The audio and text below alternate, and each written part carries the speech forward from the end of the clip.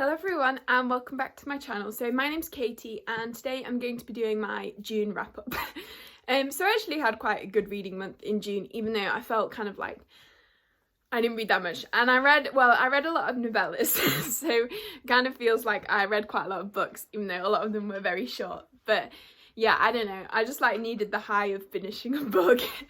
And yeah, I just like reading's kind of how I relax. So yeah, I still kind of tried to read a bit in the evenings. Also, I had a bit of a fringe disaster. I don't know if you can see, like I just decided to kind of lob it off.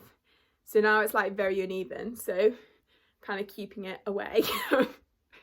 So hopefully it's not too bad and you can't really tell, but yeah, that was, don't cut your hair yourself folks, that was not a good idea. First books I'm going to talk about, well, one of them I actually read in May, but I forgot to include it in my May wrap up.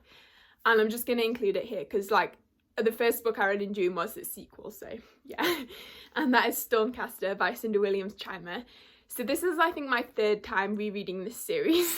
And I was listening to the audiobooks of them. And yeah, I just really love this series. I think Castor is maybe my favourite in this series.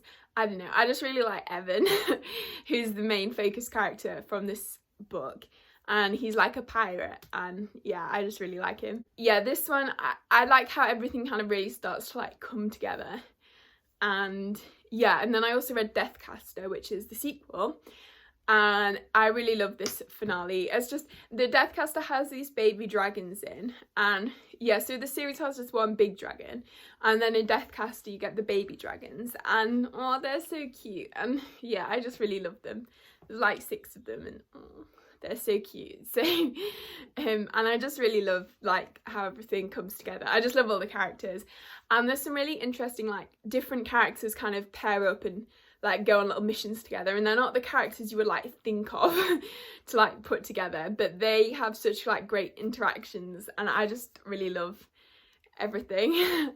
Yeah, like the kind of friendships in this series are just so great, and certain characters who interact just have the best the best interactions. So yeah, so I just really love this series, and I'm glad I reread it again.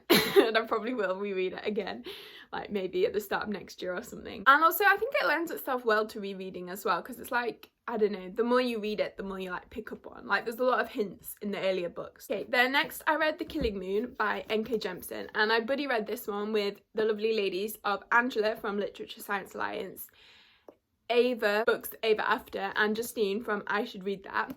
And yeah, I just really enjoyed this one. I gave it 4 stars. Oh yeah, I gave both I gave both Stormcaster and Deathcaster 5 stars because I just love that series. Yeah, so I gave this one 4 stars. And this one was so fascinating. It's kind of set in this world that I think is inspired by ancient Egypt. And we're following this gatherer who's like a reaper of souls almost, kind of like Sides from that series. And then his apprentice. And also this other character who's kind of like an ambassador that kind of comes to the city of Gujarat. I'm not sure how to say it, but it's got too many vowels in.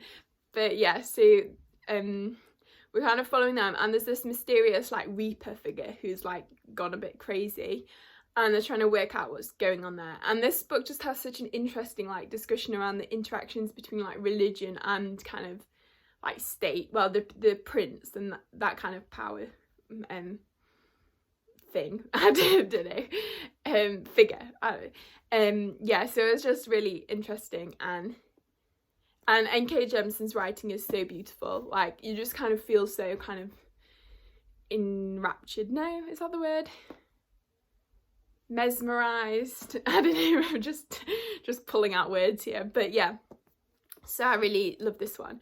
But actually, then I read the sequel later in the month, but I'm just going to include it now because I like having things together. Nice the Shadowed Sun.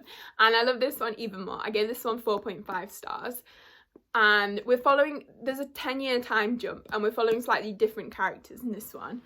But the main character, Hanani, she's also kind of a servant of this church, like the gatherers, but she's a different kind. She's called a sharer, and they're people who kind of share power to heal people, which, like, I always have a weakness for any kind of healery character. I just love that. So yeah, so I really loved Hanani, and she's such like, she's kind of a woman in like a man's world. It sort of had parallels to like women in science almost, because she's like the only female in this church. And yeah, so there was some interesting discussion on kind of gender roles. There's a romance in this, which I just loved. It was so cute. And at the end, I was like so emotional. And I think it was done really well because like it wasn't kind of them like giving everything up for love almost. It was like the love came secondary, and like they kind of, Hanani very much got like what she wanted, and she lived her life how she would, and then the love was kind of just like a little bonus. I don't know, but there is a lot of like sexual assault in this book, and that is a big theme, so maybe be like cautious of that. There's a really fascinating kind of family, like weird family dynamic. So yeah, that was quite interesting. And yeah, how everything just kind of waved together. And in this one there's like this dream plague, so people who are dreaming and they get kind of infected and then they like never wake up again. So that's what they're trying to like investigate in this book. And yeah, it was just so good, and I really loved this one. And like the ending almost made me tear up. I don't know why, it just made me emotional. So yeah. Okay, so then next up I read Burn by Patrick Ness. So I gave this one 4 stars. Yeah, 4 stars. And this one, I don't know how to describe it. It was like so weird. But it also just kind of worked. Like there was just such random things happening, but they all kind of fitted together. I don't know.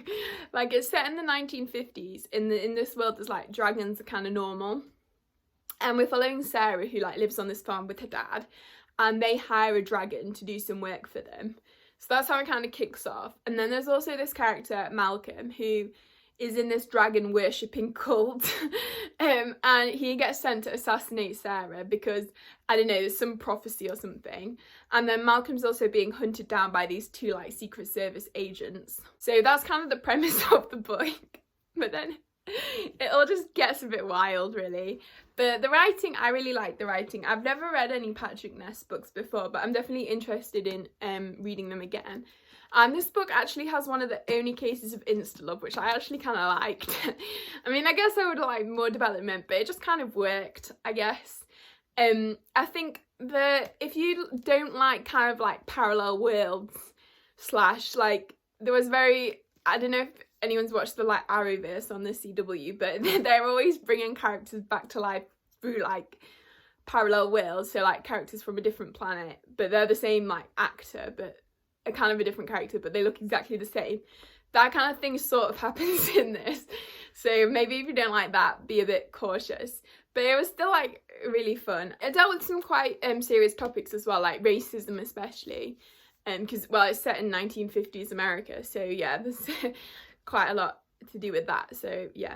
Okay, then next I read the Binti trilogy. So the first one is Binti, then Binti Home, then Binti Night Masquerade. So I gave the first 2, no, I gave them all 5 stars, even though I think the last one was my least favourite. I don't think I disliked it as much as some other people, but I still really liked it when I gave it 5 stars. So these books are Afrofuturism, so it's set in this world, and we're following Binti, who I think the main reason I gave all these books like 5 stars is because I just loved Binti so much. I mean, I didn't even really like novellas, but I just really loved Binti. And in the first book, we're kind of following her, and she's going to this university, which is like, there's like aliens and stuff in this world, and she's the first person from her like tribe, they're called the Himba tribe, to ever go to this like university on this different kind of planet. But then on the way there, their spaceship kind of gets attacked, and it sort of goes from there. So yeah, so I really enjoyed this, and yeah, like I said, I just felt like a deep connection to Binti. And I also really loved how in this book the culture was very much still there, like Binti's kind of culture. And so she has this stuff that she like puts in her hair, and she always did that, and that was very like important to her. And yeah, because I feel like sometimes in sci-fi kind of culture sort of gets erased, or it gets whitewashed, or that kind of thing. But I feel like this one was really good. I guess that's a kind of a hallmark of Afrofuturism, which I definitely want to read more of because I really love Binti. So even though these were novellas, I feel like they still kind of encapsulated the like her character so well, and just her kind of like struggles and like how she kind of struggled to fit in and stuff. I just thought it was done really well. I probably would have liked it if it'd been a bit more like fleshed out, but yeah, I think because obviously I knew like going in that they were novellas and I don't really like novellas, so I had low expectations, and I think my expectations were like exceeded, so I really enjoyed them. Okay, then next I read The Wolf of Aranyaro by K.S. Veloso. So I really enjoyed this one. This one kind of, it was,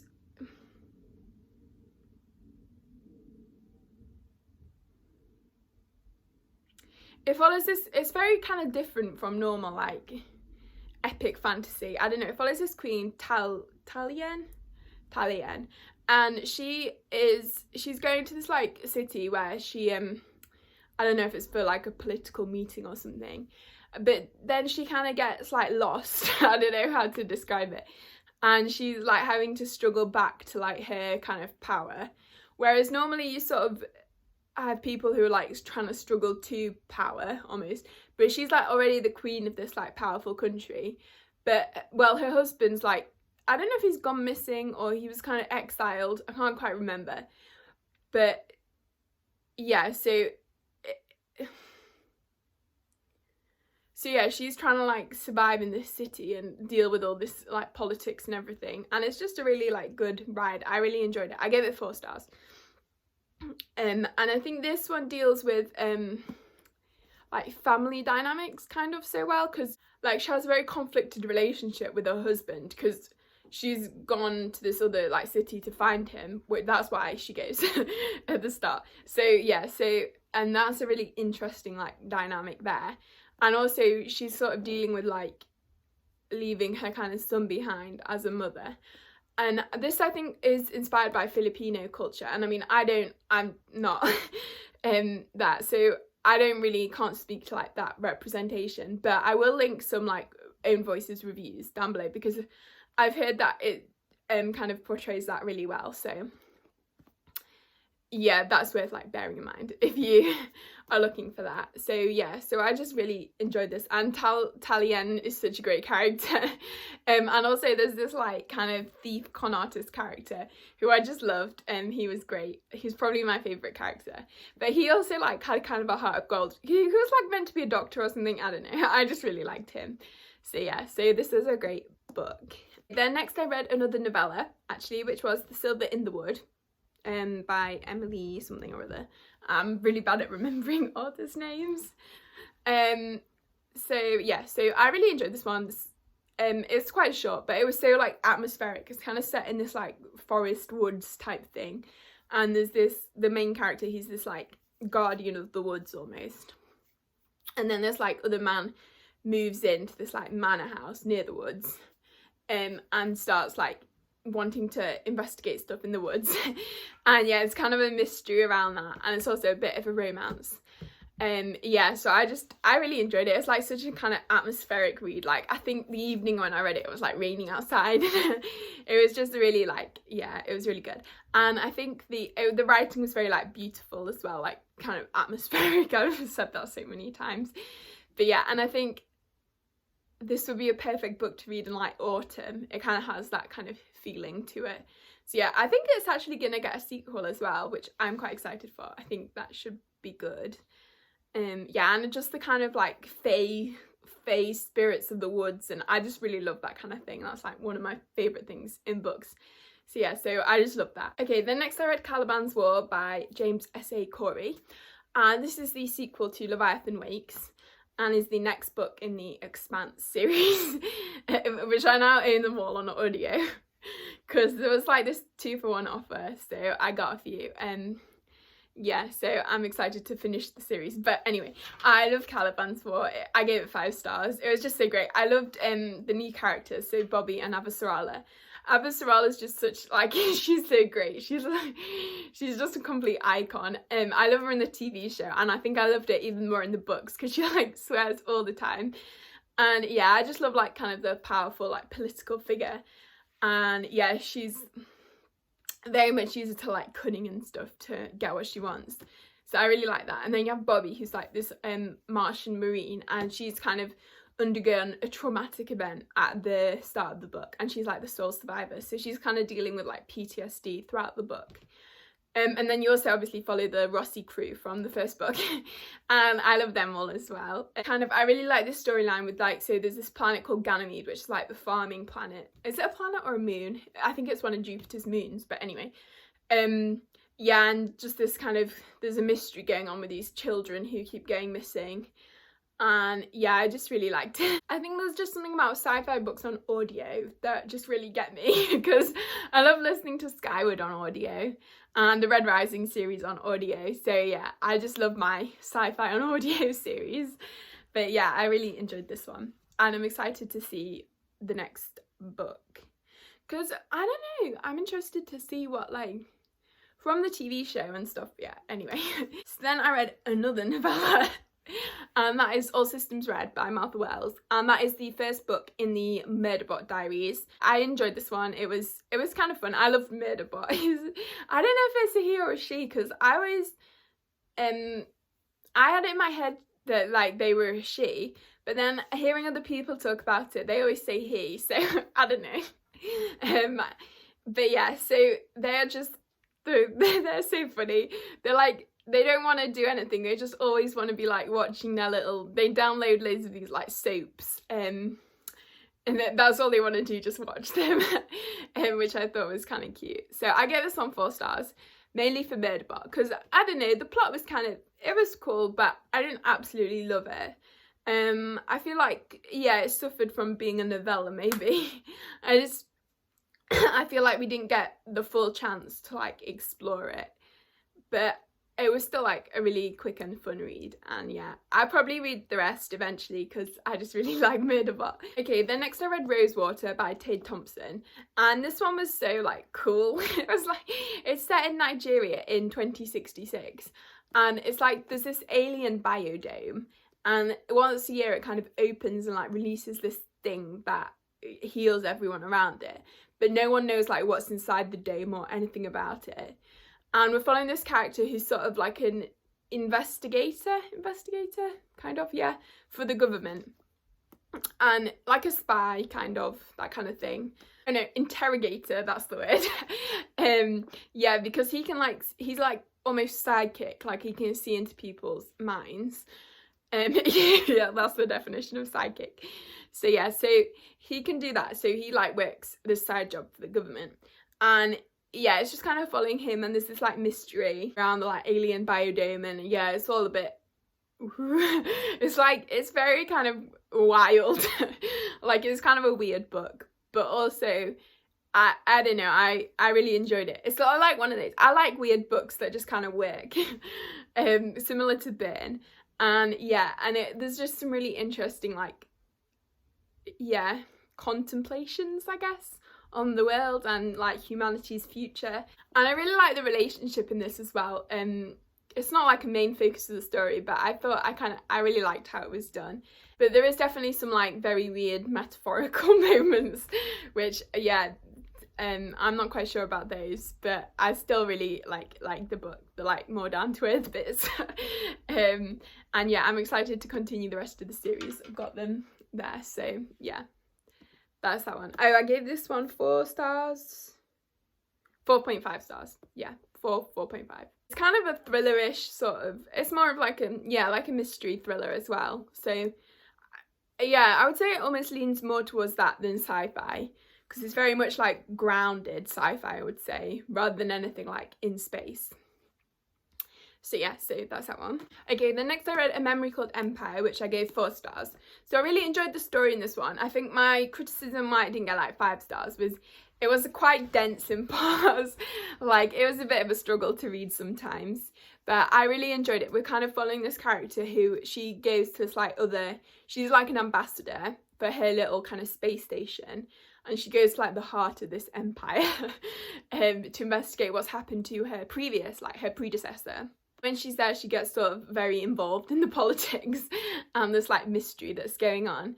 And she has these like companions who I really love, both of them, like 3 Seagrass and 12 Azalea. Also, all the characters have these really weird names, which are like a number and then kind of a a plant or an animal or something, which I thought was so cool. And there were some really just like interesting characters in this.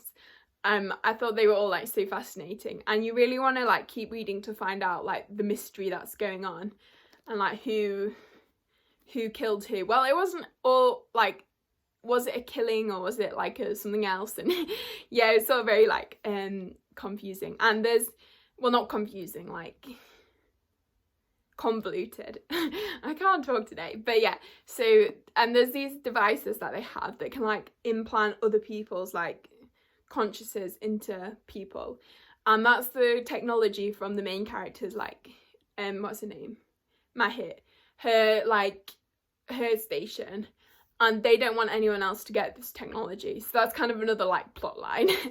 So yeah, so it did take me a little while to get into, like maybe about 40 or 50 pages. But yeah, once I was in, I was definitely in, although some parts were quite like dense. There's just a lot of like words that are a bit like complicated and stuff like that. But I still really enjoyed it. And yeah, I would highly recommend this one. And also, well, it has kind of a female romance, but like the romance is poco, very, very small. I don't know why I just spoke Spanish then. I don't know any Spanish. Well, I mean, I have a GCSE in Spanish, but I like know nothing. Yeah, so yeah, I still really loved it. So yeah, but I wouldn't read this for the romance because there isn't hardly any. So yeah, but there is some really good friendships, which I really liked. So yeah, that's that one. Then next I read Scavenge the Stars by Tara Sim. So I really enjoyed this one. Like, I looked on Goodreads and it has really bad reviews, but I just like flew through it and I thought it was so fun. Yeah, so I get this one like 4.5, 4.75 stars. I mean, it's not perfect by any means, but for like a YA fantasy, it was still like really fun. And yeah, it's like Count of Monte Cristo retelling, which I'd never like read Count of Monte Cristo or watched the film. So I don't know if that like affected my enjoyment because I wasn't like religiously tied to the original storyline. But yeah, so I just thought it was really fun. I like the main character, Maya. She was kind of really like interesting and kind of sort of a bit badass, but also quite like, I don't know. And she's sort of out for revenge, and she kind of gets embroiled in this other plot by this other character, and they're kind of, yeah, out for revenge. And then there's this other character that you follow, Kaio, and he's sort of the son of the like target for Maya. And yes, it's just really fascinating. There's some really interesting like character interactions, and like I just love the plot line of the like revenge story and like how everything all tied together and stuff. And yeah, the kind of like mistaken identities, like fake identity stuff. I just love all those kind of like tropes. So I really enjoyed this. Like, it wasn't super deep or anything, but I still kind of flew through it and really enjoyed it. So yeah, I would highly recommend this one if you're looking for like a fun YA fantasy. So yeah, oh, this is gonna be another like 40-minute wrap up, oh dear. Then next I read Empire of Gold by S.A. Chakraborty, which I gave 5 stars to. Obviously I love this one. It's such a fabulous conclusion, and I actually have a whole review for it, so I'll link that because that explains my thoughts much better. And yeah, and I go into non-spoilers and also spoilers, so it's a very gushy video. I loved it. And yeah, just seeing all the characters and like coming to their kind of conclusion and their like arcs being satisfied, and some of the characters that I didn't always like before really grew on me in this book. And yeah, the kind of the arc of the villain I just loved. It's kind of very much like a downfall of a villain arc, similar to like Azula at the end of Avatar: The Last Airbender. I love Azula. But yeah, this villain, she's one of my favourites. I just love the like world of David, so it's so nice to be back there. And I love the audiobooks, they're so good. And just the kind of character like interactions and character reunions, they were all just so fantastic. I just loved it, and it was probably my favourite book that I read this month, so yeah. Okay, then next I read a couple of contemporaries, because why not? And the first one I read was Running with Lions by Julian Winters. So I really enjoyed this one. It was just this kind of, it follows this like group of boys who goes to like soccer camp, and it's very much like found family, and it's very kind of this like soccer I don't know why I keep saying soccer, because well, it was so weird reading soccer because it's just football to me, and every time they mentioned football I was so confused, but I think they were referring to like American football, but yeah. Who knows. It's very much this like found family team, and it's very like LGBTQ plus positive in this team. Like the coach is very much like everyone has to be accepting and stuff, and yeah, there's some like queer team members, and yeah, we're following the main character Sebastian, and he's kind of like very much sort of like quite responsible and like the good boy of the group. So he's kind of dealing with like how sometimes people have like certain expectations of him, which I really liked. And yeah, he's bisexual, I think, from what I remember. And then also his like childhood friend, which now they've like haven't seen each other in ages, but now he's back at this like soccer camp, and yeah, so that's a bit of like tension there. And yeah, I just really loved their kind of relationship. It was so sweet, and yeah, very like angsty as well. Which yeah, I just really enjoyed it. It was such a like nice book, and I just had a lot of fun reading it. Okay, so I'm just popping into this video because I remembered something that I forgot about to talk about in Running with Lions. That is the main character Sebastian. He has some struggles with his like body image, and I thought that was such a great thing to see in a like YA book, especially in a like male character. I just thought that was really like well handled and a very kind of good thing to see, because like boys do struggle with their body image as well as girls, so I just like that that was included. Yeah, so if you like kind of found families in like sports, I'd highly recommend that one. And then I also read the Falling in Love montage by I gave Running with Lions 5 stars. Did I give 5 stars? 4.75 stars. 4.75 stars for that one. And then the Falling in Love montage by Sierra Smith, I gave 5 stars. This one, it made me cry. Like, I hardly ever cry in books, and this made me cry like at least 3 times. It was so like, because well, I thought it was just gonna be like a fluffy rom-com, but there's this really kind of heartbreaking storyline because the main character Saoirse, her mother has early onset dementia, and that storyline is just heartbreaking, and I thought it was handled really well. And yeah, you just felt for her so much, and Saoirse has a lot of kind of, she's a very flawed character, and she has a lot of kind of conflict around kind of living her life almost, because the dementia is kind of inherited, so she's worried she's going to get it, and so that leads her to kind of think, well, what's the point in living my life, because I'm not going to remember any of it. So she has kind of a lot of conflict around that, and she's kind of reluctant to like love anyone. She's very much like a playboy, but like a girl version, and like she has this kind of thing, so she's a lesbian, and she has this thing like she'll only kiss straight girls because she doesn't want to kiss any like lesbian or bi girls, because then that might lead to a relationship. Like, she's very much anti-relationship. She's like quite afraid of like trusting people, or like, yeah, opening up to people. So yeah, she's a great character. And yeah, this book, she meets Ruby at the start of the book, and they meet by rescuing a kitten together, and that's just the cutest thing ever. And then yeah, Ruby is just this like ray of sunshine, and she really helps bring like Saoirse out of her shell, and they kind of start this like little summer relationship. And they aim to have this like falling in love montage thing from like a rom-com, where they just do all these like cute activities together, and yeah, which is kind of really fun. But then the book gets like really deep and really heartbreaking. But yeah, it has like a happy ending as well, which I loved. So yeah, this is just a really like cute book, and yeah, cute but like heart-wrenching. And it's just, yeah, fantastic. I think everyone should read it, because it just deals with like relationships between characters so well. And also it had a lesbian himbo friendship, which that is just god tier. Oh, I loved Oliver so much. Yeah, he's so funny. He's like, yeah, the himbo. And then there's this scene towards the end, and he had like he got really serious and really deep, and I just really felt for him. But yeah, I loved him. Yeah. So yeah, I just really enjoyed this book. Yeah, and the relationship between Ruby and Saoirse was so great and so cute, and yeah. So yeah, I would highly recommend this one. Even if you don't like contemporary, I still would read it, because I obviously read predominantly fantasy, but this one was just so fantastic. So yeah, so I'd highly recommend that one. And then we're going to end with a bang on two like massive epic fantasies. So I actually finished these both on the 1st of July, but we're going to pretend I finished them in June. So the first one is The Last Argument of Kings, which is the final book in the First Law trilogy. So I have very mixed feelings on this series, and this book especially. So I gave it 3 stars. But yeah, I'm very like, well, first of all, the narration by Stephen Pacey is amazing.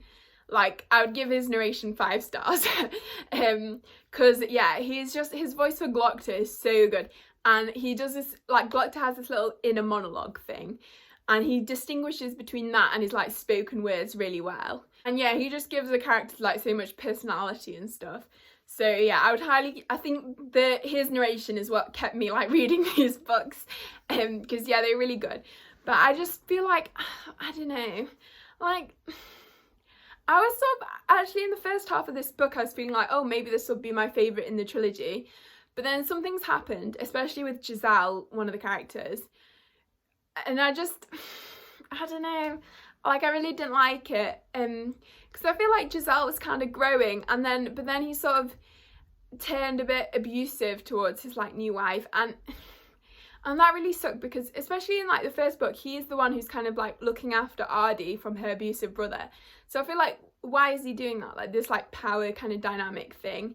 And then there was also some quite like poor handling, especially at the end, of Glockta kind of like blackmailing, like there's only like gay couple in the series,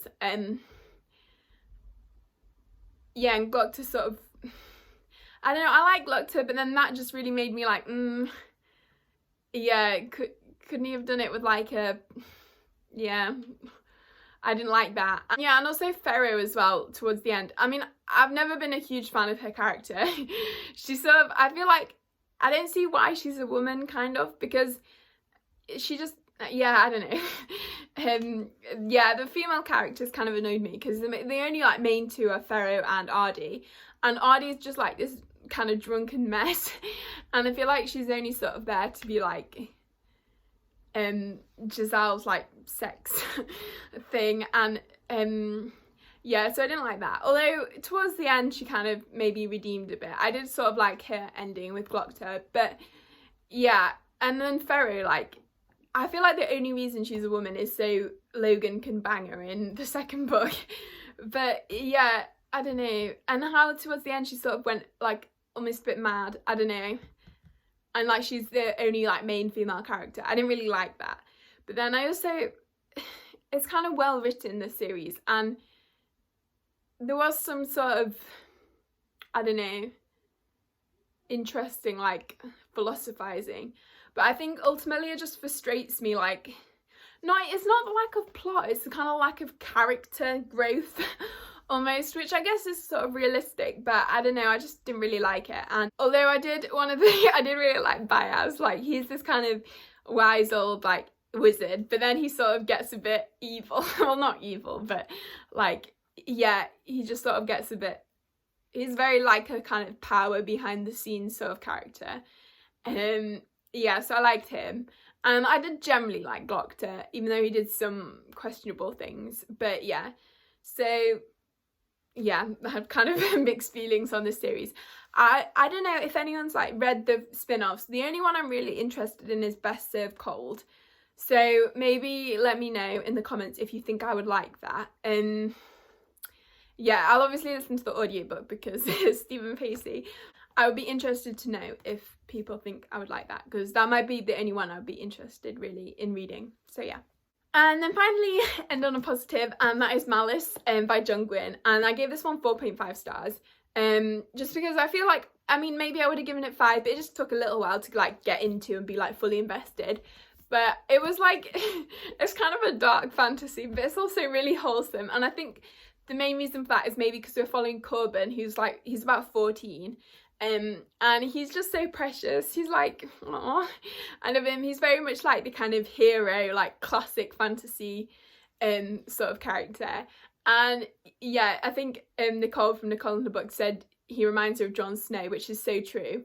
Yeah, and he gets this little wolf pup, who kind of raises her Storm. She's so cute. I love their relationship. I love like an animal companion. They're just so great. And yeah, this book is kind of, there's this like mystery with like the magic and stuff, which I found really fascinating. Like, I think the magic's a bit elemental as well. We didn't get to learn loads about the magic in this one, but I'm so fascinated to like know more about it. I love the relationship between Corbin and his sister Sven, and yeah, I just love them. And Sven's such a great character as well. I'm really hoping she's like okay. Yeah, and their like whole family with like their parents as well, I really like them. And the ending, whew, that hit kind of hard. Like, it suddenly got very dramatic. But yeah, I'm very like invested in this series now, and I'm so excited to carry on with it. And yeah, I just, there were some other characters as well, like Veridus, who is a bit misguided. Yeah, bless him. But hopefully he kind of realizes what's going on. Also, I'm not sure it was ever said in the books, but in my head he's definitely bisexual. Like, yeah, and there's this kind of evil sort of prince character, Nethia, yeah, who's kind of interesting. And then there's some other like random POVs which I kind of, they grew on me towards the end, like Camlin and Castor. I sort of like them both, like towards the end especially. So I'm excited to see more of this series.